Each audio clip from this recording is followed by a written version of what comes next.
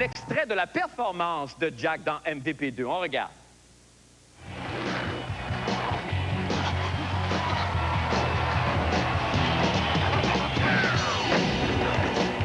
Oui, ben oui. Alors moi, écoutez, j'ai eu le très grand bonheur de dîner avec Jack ce midi dans un restaurant du centre-ville de Montréal. On écoute.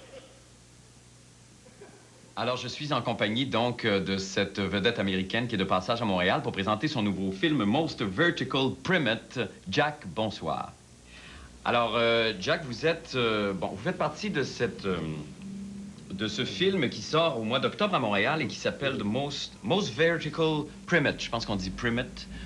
Oui. Et donc, c'est un film qui s'adresse évidemment à toute la famille.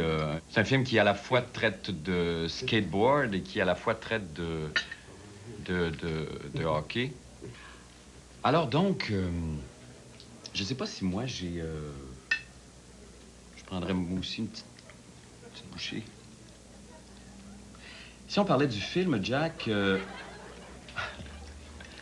Moi aussi. Non, mais moi, ça me dérange pas du tout. J'aime beaucoup Jack aussi. Il paraît, Jack, j'ai cru comprendre que pendant Bon, c'est pas grave, on va essuyer. Pendant le tournage, vous avez eu énormément de succès auprès des femmes, d'après ce que je peux comprendre. Les filles sont très amoureuses de vous, Jack. Est-ce que vous avez des... ça, c'est un peu indiscret comme question. Si vous voulez pas me répondre, vous me répondez pas. Mais est-ce que vous avez comme des relations en tournée ou des... En dehors du cinéma, qu'est-ce qui vous intéresse? Avez-vous aimez-vous lire? Aimez-vous la lecture? Bon, parce que moi, j'ai ici un livre. On reçoit aujourd'hui à l'émission Georges Hébert-Germain, qui est un auteur qui a écrit, entre autres, la biographie de Céline Dion et bien d'autres choses. Le souvenir de Monica aussi, et tout ça, là, sur cette célèbre criminelle qui a vécu à Montréal et tout. Et je peux peut-être vous laisser le livre en question. Ça s'appelle Le Château. C'est Georges Hébert-Germain qui l'a écrit. Oui, vous pouvez le feuilleter. Il y a plusieurs... Aimeriez-vous rencontrer Georges Hébert-Germain? Le théâtre, ça vous intéresse pas? Je vous verrai dans un Shakespeare, Jack. Alors, Jack, je vous... évidemment, je n'ai qu'à vous remercier. Je suis très heureux de votre visite ici et j'espère que... Oui, moi aussi, je vous aime beaucoup. Et puis, je vous souhaite une belle tournée de promotion. Merci beaucoup, Jack.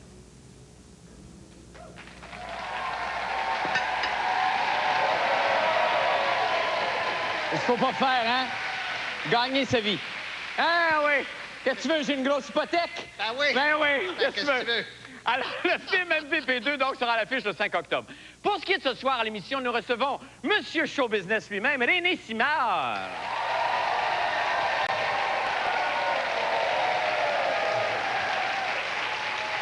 Il y aura aussi en musique un petit peu plus tard la chanteuse Claire Pelletier qui sera avec nous.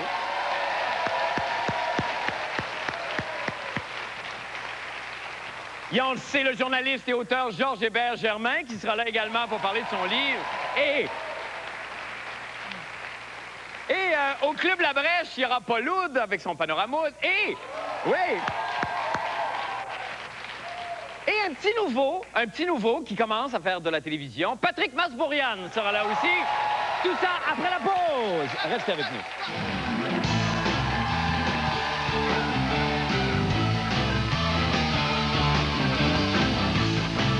Max et TVA aussi. Ouais, TVA. Alors, mais comme nous, on veut évidemment aller plus loin et parce qu'on se sent comme dans une vie parallèle avec toi, on t'a préparé autre chose, une pochettographie.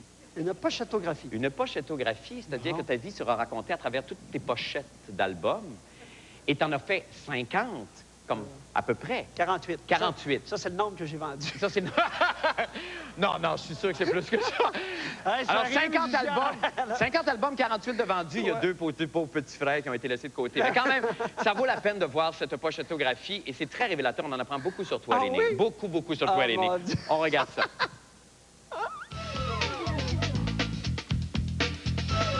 Cette semaine, à Pochettographie, René Simard.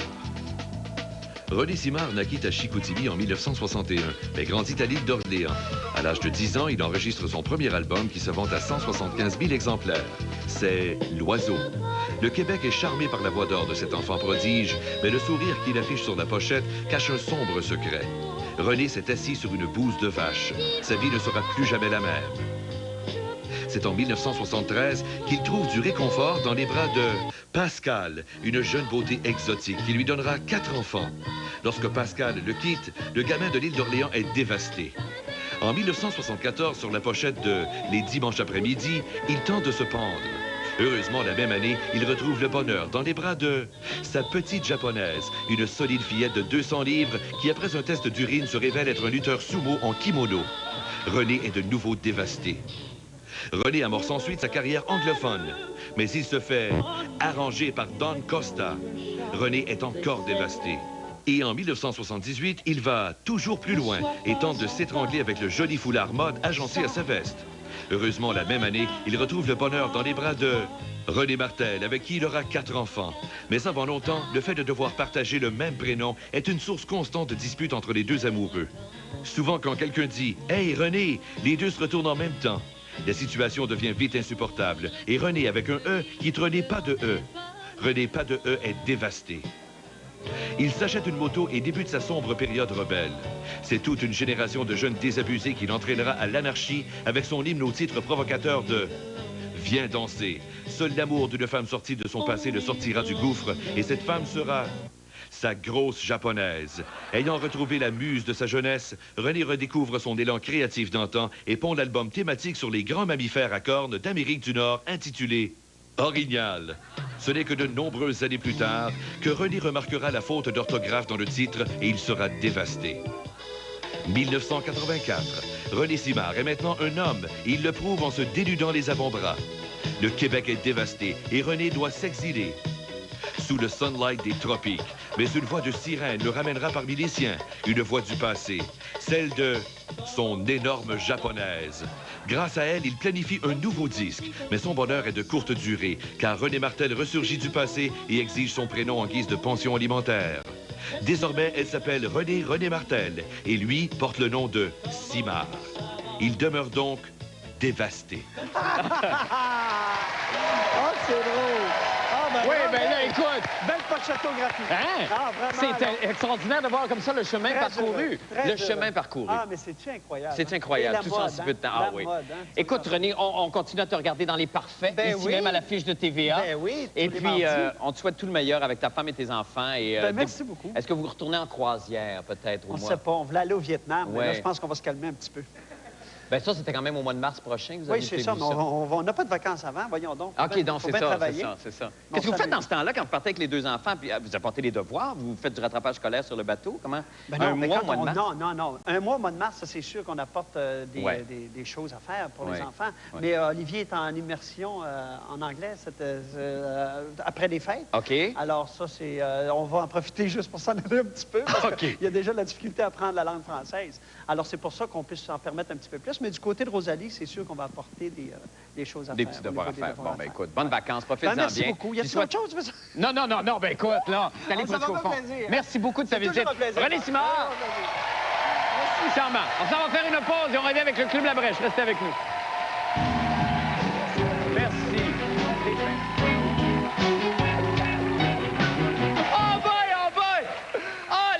Du vieux poil. Écoute, je suis tellement content de vous retrouver. Si je ne me retenais pas, là, je vous parlerais... Non, c'est vrai, des vieux amis comme vous, je vous parlerais de mes rhumatismes puis de ma prostate. Ça sera d'ailleurs le sujet principal de l'émission de demain, alors qu'on recevra Isabelle Brossard, Chantal Lamarre, Luc de la Rochelière et Gilles Vigneault à l'émission demain. Mais là, passons maintenant à la toute nouvelle chronique, La beauté pour hommes, avec M. Patrick Masbourian. Merci.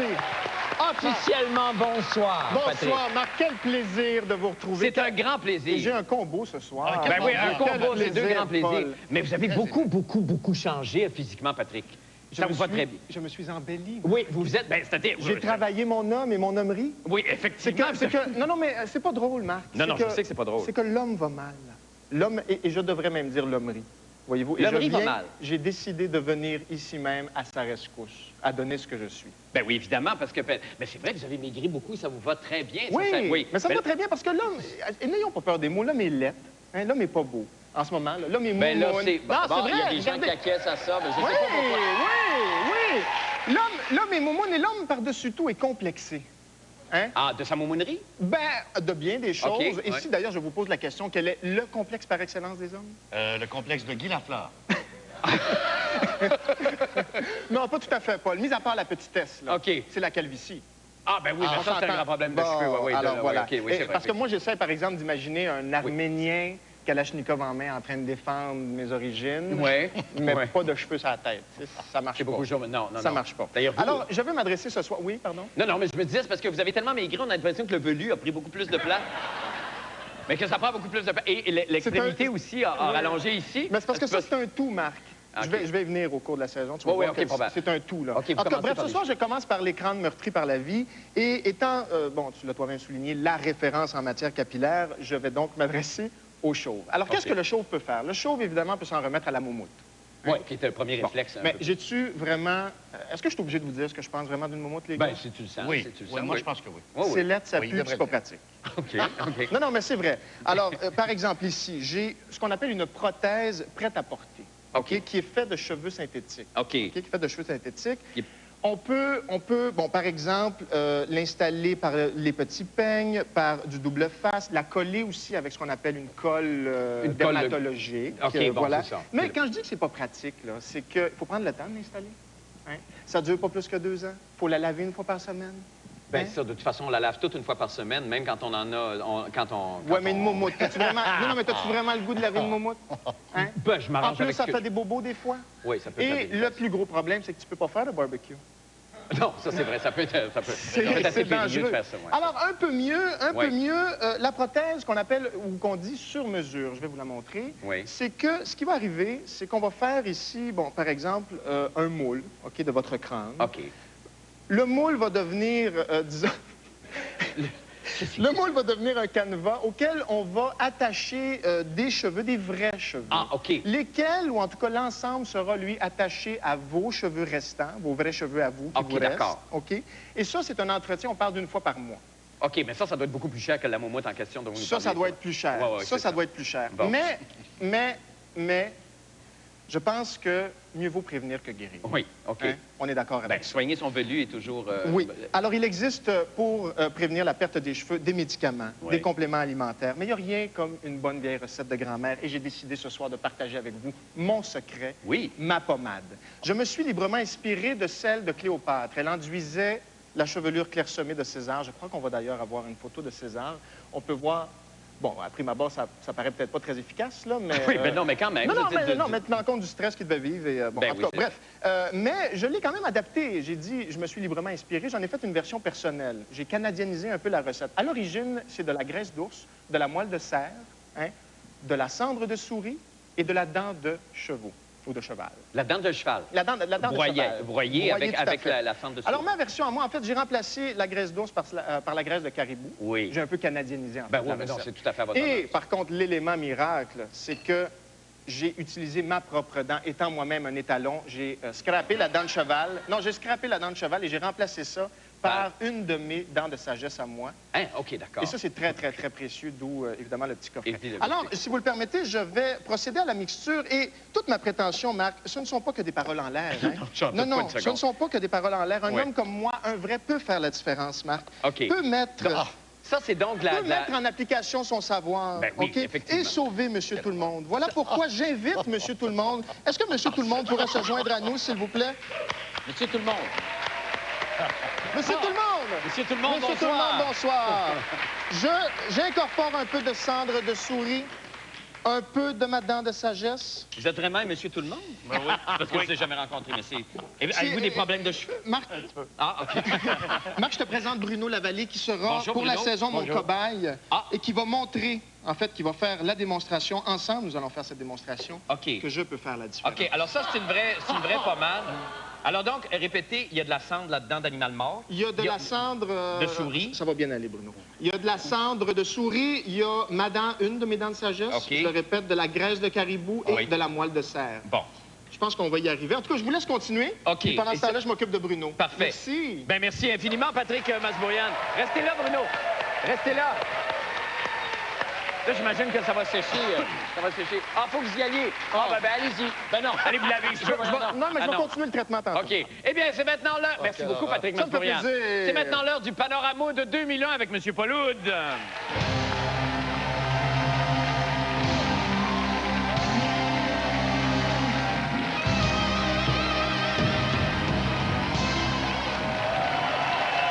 Bonsoir, Marc. Paul, bonsoir. La chronique de ce soir s'intitule « Sur la piste d'Oussama Ben Laden ». Aïe, aïe, aïe. Vous savez que Oussama Ben Laden est l'individu le plus recherché sur la planète. On offre une récompense de 25 millions à celui qui obtient des informations pour le capturer. Il y a quelques années, Marc, on va voir quelques images ici que je vous ai apportées. J'ai fait une expédition dans le nord du Pakistan, il y a la frontière de l'Hindu-Kush en Afghanistan, à la recherche de Ben Laden. Donc, je vous ai apporté quelques images. Là, ici, on est en banlieue d'Islamabad, la capitale du Pakistan, où l'une des spécialités, ce sont les langues de vipère dans le vinaigre. Évidemment, ça marque un choc. Regardez comment le terrain est difficile. Ça, c'est vraiment, excusez-moi, c'est vraiment vos images que vous avez prises en voyage. Tout à fait, tout à fait. Alors, on voit le grand fleuve, l'Indus. Et l'Indus. Okay. Et regardez la température qu'il faisait cette journée-là. Et ça n'a pas été truqué. 53 degrés Celsius. On me voit ici en franchissant la gorge de Braldou, dans le nord du Pakistan. Et regardez le pont en question. Ah, mon Dieu Seigneur. Vous voyez que c'était quand même... Et évidemment, je portais la barbe pour ne pas être repéré ben oui, évidemment, par pas être reconnu. les locaux. Okay. Ça, c'était le seul bain que j'ai pris en 5 semaines dans une source d'eau chaude sulfureuse. Oui. OK, d'accord. Alors là, ici, évidemment, regardez comment le terrain est accidenté. C'est dans ces régions que se cacherait, semble-t-il, Oussama Ben Laden. Bon. Donc, c'est un terrain très difficile où... les Américains devraient y penser 2 fois. Okay. Et comme il n'y a pas de discothèque, bien sûr, le soir, on y va de l'improvisation d'une danse. Mais par contre, regardez la récompense, en bout de ligne, la chaîne du Karakoram avec cette image remarquable du Gasherbrum 4, un sommet de près de 8000 mètres. Ah, je suis épaté. Je ne l'ai pas trouvé. Non, ben vous ne cherchiez pas à ce moment-là, vous étiez en vacances. Mais on l'a préparé introuvable. Non, mais pas la chronique. Oui, OK. Ah non, ben ça... Alors, toujours est-il que cependant, je vous apporte ce soir, mesdames, messieurs, des informations exclusives sur Oussama Ben Laden. Vous savez qu'il a fait fortune, on estimerait sa fortune à près de 300 millions. On essaie de geler ses avoirs. Il y aurait une filière québécoise Oussama Ben Laden. En effet, il a diversifié ses entreprises. Par exemple, il a ouvert une chaîne de restaurants en Afghanistan spécialisée dans les petits déjeuners. Les déjeuners chez Coran. Il a lancé une marque de produits alimentaires, le riz Uncle Ben's Laden.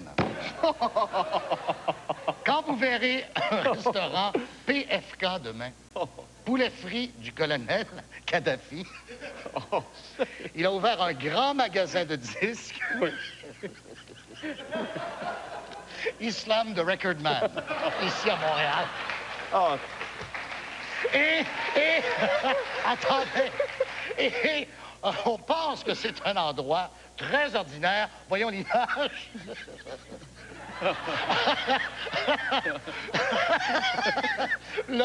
Laurent Djihad Julep. Laurent Djihad Julep. Mais c'est pas tout. Il a été impliqué dans le monde du sport. Il a ouvert un 18 trous, le golf persique. Il a inventé un support pour transporter les skis, qu'on appelle communément ici les racks à ski. Il a été impliqué même dans le club de hockey canadien avec un de ses lieutenants qui se cachait sous un faux nom ici, Ronald Coran. Dans toutes les arénas du Québec, vous allez remarquer qu'on trouve toujours un taliban des punitions. Et le plus redoutable, un de ces guerriers qui a utilisé des engins explosifs, Marcel Aubu. Mais ça m'arrête pas. Mais c'est pas tout. Non, c'est pas fini. Mais c'est extraordinaire. Il aurait infiltré le milieu du spectacle québécois également, en commanditant ce groupe d'humoristes, la Mecque comique. Mais quel bon public de vous-même, Paul. Les Classelles. Oui, les Classelles. Les Classelles. Les Classelles ont même été influencés. Leur plus grand succès, on le connaît bien sûr, Afghan de me dire adieu. La chanteuse québécoise. Mitsouk. Paul! Attendez. Il y en a d'autres? Il y en a d'autres. Il y en a une dernière? Oui, Jacques Languéran. Oui. Et George Thurston. Oui. Mieux connu en Afghanistan sous son nom d'artiste, Kaboul Noir. Merci infiniment, Paul Wood. Écoutez, c'est tout. Il n'y en a plus. OK, je ne savais pas. Il y en avait d'autres, on est pressé dans le temps. Merci infiniment. Merci. Merci, Patrick. Nous allons faire une pause et nous revenons avec Georges Hébert-Germain. Restez là.